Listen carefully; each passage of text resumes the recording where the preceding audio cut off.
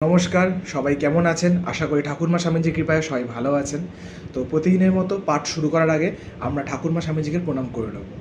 ওং স্থাপকায় চ ধর্মস্য সর্বধর্মস্বরূপিণে অবতার বরিষ্ঠায় রামকৃষ্ণায় তে নমঃ।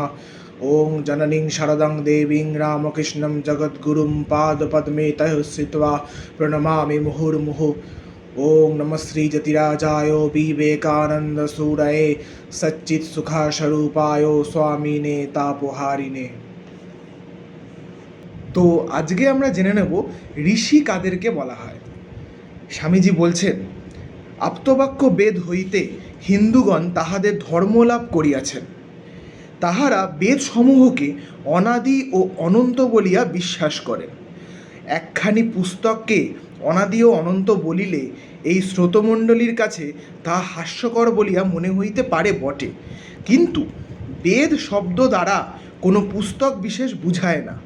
ভিন্ন ভিন্ন ব্যক্তি বিভিন্ন সময়ে যে আধ্যাত্মিক সত্যসমূহ আবিষ্কার করিয়া গিয়াছেন, বেদ সেই সকলের সঞ্চিত ভাণ্ডার স্বরূপ।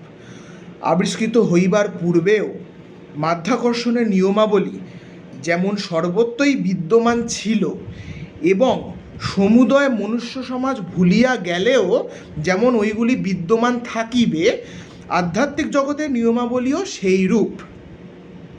আত্মার সহিত আত্মার যে নৈতিক ও আধ্যাত্মিক সম্বন্ধ, প্রত্যেক জীবাত্মার সহিত সকলের পিতাস্বরূপ পরমাত্মার যে দিব্য সম্বন্ধ, আবিষ্কৃত হইবার পূর্বেও সেগুলি ছিল এবং সকলে বিস্মৃত হইয়া গেলেও এগুলি থাকিবে। এই আধ্যাত্মিক সত্যগুলির আবিষ্কারকগণের নামই হল ঋষি। আমরা তাহাদিগকে সিদ্ধ বা পূর্ণ বলিয়া ভক্তিও মান্য করি।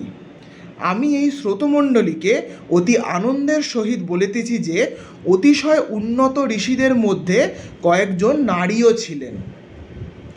নমস্কার।